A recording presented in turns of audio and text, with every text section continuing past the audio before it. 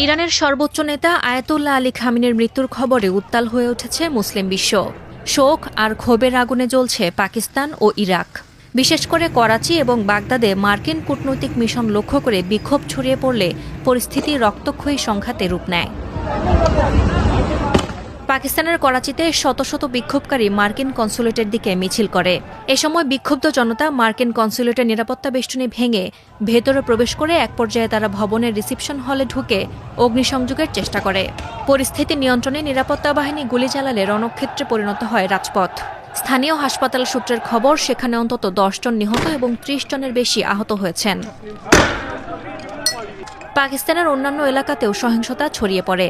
গিলগিট বাল্তিস্তানে 10 জন নিহত হয়েছেন এবং বিক্ষোভকারীরা যুক্তরাষ্ট্র ইসরায়েল বিরোধী স্লোগান দেন এবং খামিনির হত্যার প্রতিশোধের দাবি তোলেন। একই চিত্র ইরাকের রাজধানী বাগদাদেও। বাগদাদে অবস্থিত মার্কিন দূতাবাস ঘিরে উত্তেজনা ছড়িয়ে পড়ে।